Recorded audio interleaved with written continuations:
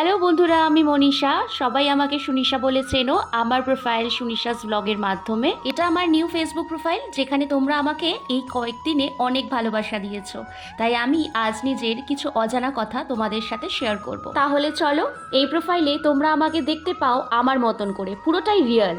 এই প্রোফাইলের blogging, spirituality, মজা, এন্টারটেইনমেন্ট সব কিছুই আছে। সব কিছুর বেস করেই এই প্রোফাইলটা তৈরি করা। আমি ভিডিও করতে খুব ভালোবাসি। আমার এই ভিডিও করার ইন্টারেস্টটা তৈরি হয় লকডাউনে, যখন আমি টিকটকে ভিডিও করা প্রথম শুরু করি। কিন্তু কিছুদিন পর ভারতে টিকটককে পুরোপুরি ব্যান্ড করে দেওয়া হয়। তারপর জুলাই মাসে লকডাউনের মধ্যে আমার বিয়ে হয়ে যায়। লকডাউনে বিয়ে করার একটাই উদ্দেশ্য ছিল, কিছুটা অন্যভাবে এক্সপিরিয়েন্সের জন্য। এই ফেজটা খুবই কঠিন, আমরা প্রত্যেক মানুষই কাটিয়েছি। লকডাউন কি জিনিস আমরা কোভিড না আসলে বুঝতেই পারতাম না।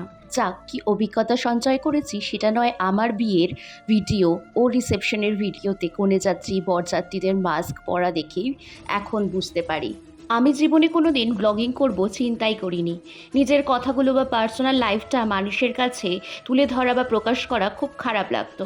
অলওয়েজ ভাবতাম নিজেকে কি খোলা বইয়ের মতন বানিয়ে ফেলি, বা যারা আমার জীবনের সব অধ্যায়গুলো রোজ রোজ দেখবে তারা তো সব কিছুই জেনে যাবে। তারপরে ইউটিউবের চ্যানেল ওপেন করি, তারপর এই প্রোফাইলটাও হঠাৎ করে একদিন ওপেন করে ফেলি। আমার কন্টেন্ট সবসময় স্পিরিচুয়ালিটির উপরে ছিল।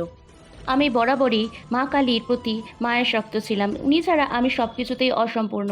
জানি না একদিন হঠাৎ কি হয়ে গেল, 21শে জানুয়ারি পুত্রদা একাদশীর দিনে মা বলল, চল তোকে একটা জিনিস দেব।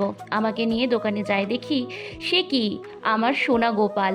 আমি সেদিন কিছুই জানতাম না, রীতিমতো আমার হাত পা কাঁপছিল। তারপর বৃন্দাবন থেকে আসে আমার বৃন্দাবনের রাজা ননী সোনা। কি অদ্ভুতভাবে ও আমার জীবনে এসেছিল। প্রথমে বলেছিলাম আমি তোর সেবা দিতেই পারবো না, তারপর দুদিন আমি বিছানা থেকে পা রাখতেই পারছিলাম না। মা আর বোন অনেক বোঝাতে আমি রাজি হয়ে যাই। তারপর জানি না কি হয়, তৎক্ষণাৎ আমি ঠিক হয়ে যাই। জানি না তোমরা বিশ্বাস করবে কি করবে না। তারপর প্রতি মুহূর্তে আমি স্বপ্ন দেখি সিংহাসনে একটা বাচ্চা ছেলে আর একটা গোপাল বসে আছে। সেই অনুযায়ী মাকে বলতে থাকি। বারবার একই স্বপ্ন দেখার কারণে আমার মাকে বলি কৃষ্ণবাবুকে আমাকে দিতে।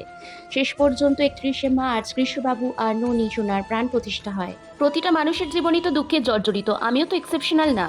কিন্তু দুঃখ থাকলেও প্রতি মুহূর্তে ওরা আমাকে ওদের উপস্থিতি বুঝিয়েছে। ওদের ভালোবাসা আশীর্বাদ না থাকলে আমি সার্ভাইভই করতে পারতাম না। কত মানুষ আমাকে প্রতিনিয়ত ঠকিয়েছে, নানাভাবে প্রতারণা করেছে। কত মানুষ আমাকে অকারণে দুঃখ দিয়েছে। আজ তাদের কথায় আমি কিছুই মনে করি না। মনে করি আমার দোষে যা হওয়ার হয়েছে, ভগবান তাদের থেকে আমাকে অনেক দূরে করে দিয়েছে, এইভাবে আমাকে বাঁচিয়ে দিয়েছে। রাধারানীর কৃপা ছাড়া এই জগতে ভগবান শ্রীকৃষ্ণকে পাওয়া সম্ভব নয়। ধন্যবাদ রাধারানীকে, যিনি আমাকে বেছে নিয়েছেন। রাধে রাধে, হরে কৃষ্ণ।